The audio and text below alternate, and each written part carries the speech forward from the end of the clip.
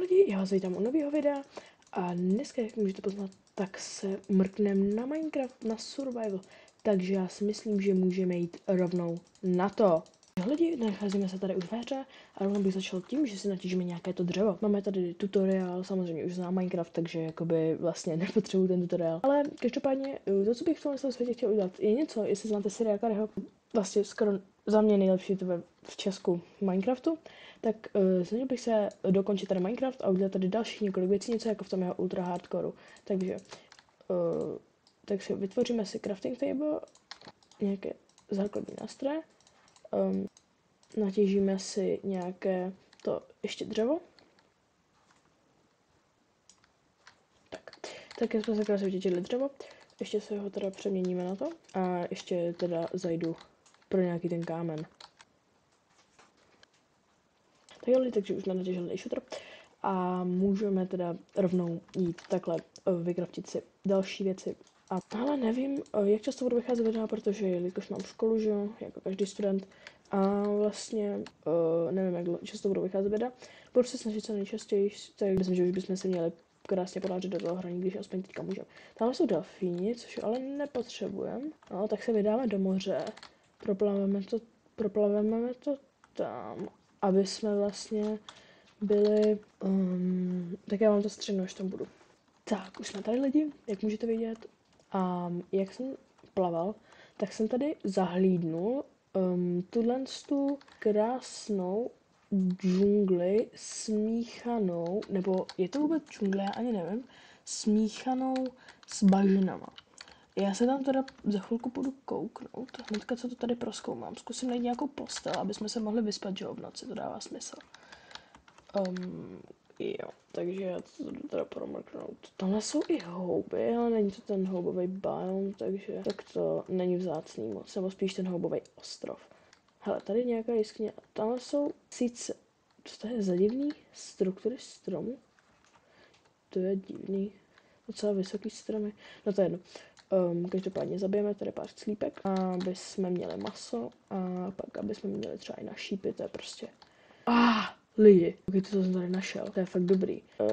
Já tam dojdu. Tak, už jsem tady. A no, tak počkat, koukneme se, co tady máme. Yes, je tady čestka. OK, Bane of Arthpons, nevím, co to je, ale je to dobrý. Akorát, že na to, dobrý zlatý je no, dobrý až na to, že se rychle ničí ty zlaté věci, takže bude trošku nevýhoda. No, každopádně, mezi tím, co tady budu něco hledat, tak bych vám chtěl říct, spíš poprosit, abyste mi dali like a odběr. Jsem přece jenom nový na YouTube, nebo měl jsem víc kanálů, ale na to jsem se vykašlal a začal jsem tady natáčet na ten gameplay kanál. Takže jo, a doufám, chtěl bych, abyste mi dali odběr a like i zvoneček, aby vám neunikly žádný nový videa, protože se mám už v plánu tomu YouTube víc věnovat, protože na těch minulých kanálech jsem se tomu moc nevěnoval a pak to bylo takový jakože mrtvý a skoro nevycházely videa, takže tak, každopádně, takže bych poprosil fakt vás dali odběr a like. No, každopádně. Co to tady tak vidím, tak vezmu pumpkiny rozhodně, no nevím. Tady vidím tu trhlinu, do které rozhodně nechci. Jestli to je vodní. Jo, takže, no v příštím videu bych možná, nejsem si jistý na 100%, udělám video, studio tour, nejsem si jistý, jo.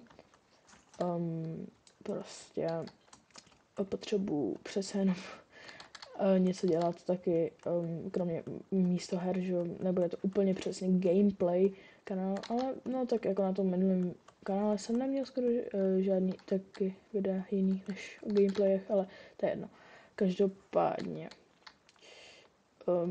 rozhodně bych taky ocenil, kdybyste mi dávali do komentářů návrhy na to, co bych měl podle vás postavit, nebo ne postavit, co byste chtěl, abych hrál, protože nemám žádný nápady, zatím mě napadá jenom Minecraft a ještě jako Roblox a to je asi všechno, to jste mohli taky poznat, když jste přišli když přijdete, nebo jste přišli na můj kanál a tam uvidíte banner, že jo, tak tam právě je to tak udělaný a právě jako Minecraft a Roblox, ale můžete mi taky navrhnout, co bych ještě mohl dál natáčet, protože přece jenom Minecraft a Roblox vás celou dobu nebude bavit, takže tak, no každopádně já asi půjdu na loďku, vytvořím si loďku a půjdu, protože tady nic není. Takže já vyrobím loďku, já vyrobím loďku a ozvu se vám, až něco najdu. Ještě lidi, znám takový jeden hack, já nevím, jestli se mi to povede nastavit. Prostě dáte F5, no tak dobře, takže to nefunguje, no nevadí. Prostě dáte F5 a budete se také koukat jakoby pod vodu a musíte to ještě nastavit, jakoby, že to máte plus minus nějak takhle a vidíte ještě pod tu vodu. No každopádně já se vám teda ozvu, až něco najdu. Lidi, takže, jak můžete vidět, už jsem tady něco našla, už se teda stmívá, takže trvá to docela dlouho. Když se podíváte, za mnou už nic není, ale já jsem tady něco našel. Vůbec nevím, co to je. Jako upřímně fakt nevím. Možná nějaká loď, kterou vidím tamhle, počkat lidi. Tady je zničený ten, ale tamhle je loď. Jsme docela, nebo spíš já, jsem docela lucky lidi. Je tam takhle, víte? Dáme shift, musíme rychle všechno vzít, musíme shiftovat. Dáme si zlatý jabko, přece jenom prčic. Počkejte, takhle to bude lepší. A vezmeme všechno, co tady máme.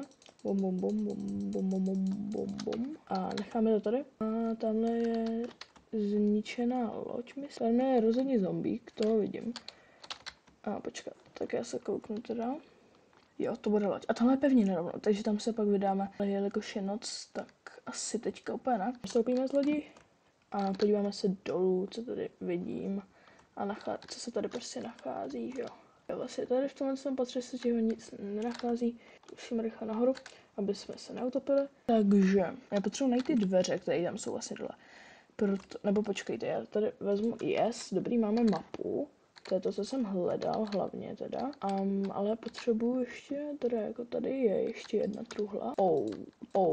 Tak to jsou dobré věci, ale počkejte, já potřebuji nahoru. Já trošku tady umírám, počkejte, já si zajdu na moji loď, teda loďku spíš. A dám si teda tady tyhle ty karotky, najím se a podívám se, co jsme tam tady měli. Fire aspect, ok, mending, unbreaking a curse of binding. Tak vezmeme unbreaking a ještě se podíváme, jestli teda vůbec něco je na té mapě.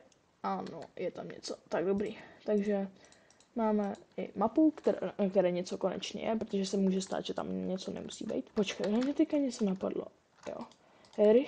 Musíme vytvořit tady dveře. A teďka jenom otevřeme, bum, a jsme vevnitř. Tady máme čestku, tu jsme teda prohledali, takže ještě půjdeme tady na tuhle čestku. Tady musíme rychle nahoru, jinak se utopíme. Ještě teda přemýšlím, kde jsou ostatní čestky, když tady ještě vlastně jo. Nadechneme se, vezmeme emerald, irony. Je to jako hrozně OP, že vlastně tady máte irony a máte takhle všechno. Takže jo, co bychom měli prozkoumanou loď. A teďka jdeme nahoru. Ještě teda vezmeme tady, položíme dveře, ještě vezmeme krafťák a ještě teda vezmeme dveře, ty jsou důležitý, protože kdybychom když tak, že jo, mám je. Dobrý. Tak jo. Já teda vlastně nevím, jak to bude probíhat teda s těma videoma, protože jelikož fakt jsem ten student teprve, tak nemám tolik času na natáčení videí, ale budu se fakt snažit to udělat co nejlepší a co nejčastější.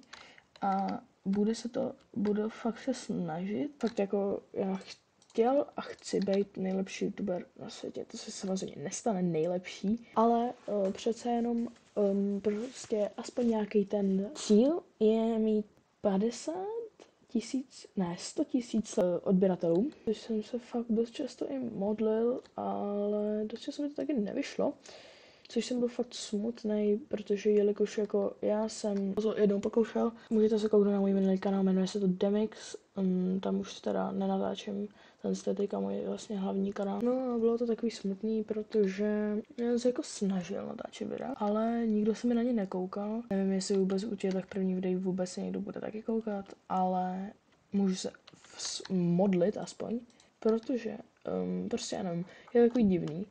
Šíš. Dobré, vybouchl, dobré, hezky. Já bych to tady posekal. Tak jsem se lekl lidi. Ať už umře, no konečně.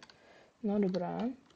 No prostě nikdo mi tam nekoukal, nevím, jestli se budou koukat lidi jako tady, to jako nemám vůbec jakože garantovaný, že se budou koukat, ale prostě musíte doufat, no. Když chcete začínat na YouTube, tak musíte prostě doufat, že se vám na ty videa někdo bude koukat. Hele, když budu mít na tomhle videu asi 30 a jeden like nebo 2 a nabíde mi třeba jeden odběratel, bude to velký úspěch. Jako ostatním youtuberům, že jo, přece jenom nabývá třeba 1000 za jedno video.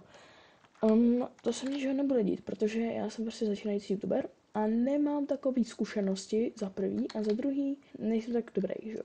Taky se někdy zasekávám podat v mluvení, nemůžu tak dobře editovat, což se teda učím a myslím si, že už nejsem v tom tak hrozný, jak jsem dřív býval, protože prostě jsem se nějak učil, na těch minulých kanálech jsem se to docela už naučil, takže už umím docela editovat. Právě to editování mi docela dlouho trvá, ono se to nezdá, jo. A právě proto taky jsem vám řekl, že sice jeden odběratel za jedno video není pro velký youtuber dobrý. Pro mě je to úplně geniální, protože vlastně, když budu mít jeden odběratel, tak vlastně už trošičku narostu na té popularitě, sice to bude jenom jeden člověk, ale je to úplně jedno. Prostě mě YouTube začne víc doporučovat. Tím pádem... Dobré, a jako musíme začít zdrát jinak.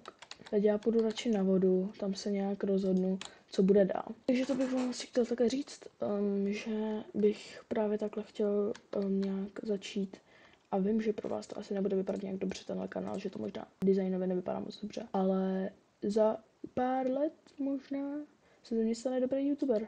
Kdo ví, třeba budu nejlepší v Česku a třeba budu nejhorší v Česku. Já fakt nevím. Ale prostě já věřím v proces. To je to hlavní. A musíte, když začínáte s YouTubem, taky věřit v proces. Protože jinak vlastně nedokážete prostě, vy si budete myslet, že jo, já nazbírám 100 odběratelů po jednom videu. Ne, nenazbíráte ani, nemusíte nazbírat ani jeden. Po 30 videích je to úplně na náhodě, jestli jste dobrý youtubeři, nebo jestli prostě máte dobrý content, jestli tohle ty věci, že jo. Takže já vám fakt říkám, věřte v proces a jednou se vám to podaří. A nedávejte si tak velký cíle, dejte si zprva třeba 1000 odběratelů nebo 100 odběratelů, což mám třeba teďka já, jako samozřejmě, že chci získat 100 000 i miliony, ale to se nestane, to se v blízkosti nestane, možná jo, ale spíš ne, je prostě malá pravděpodobnost, takže já doufám v ty, ale další, nice, no, mezi tím to tady mluvím, a tak prostě musíte v to věřit, jinak se vám nic nepovede. A já tomu věřím, tomu procesu, jako fakt, já se nedělám srandu. Já vím, že vám tady plácám úplný blbosti, že tomu možná ani nerozumíte. A mně to taky přišla blbost, to je blbost přece. Však všichni youtubeři hrozně rychle narostli. Oni nenarostli rychle. Tak týpek, od kterého mám skoro všechno, je Mikey. To taky je dobrý ten youtuber. Ten taky si myslím, že nebyl tak rychlej, ale povedlo se mu to. A já si myslím, Sakura, nice. No já si myslím, že byste v to taky měli věřit, protože musíte prostě věřit ve všechno, kámo. Reálně. Ne, když jste věřili, existují duchové, čerti, tak přece můžete věřit procesu. Je to lehký. Ovce. Nice, už budeme konečně moc spát, ale jenom jedna zatím, no tak nějakou ještě najdeme. Uděláme si v Sakure těch si uděláme, protože tady máme i lávy krásně, takže si uděláme tady nějak dům, jo, lidi.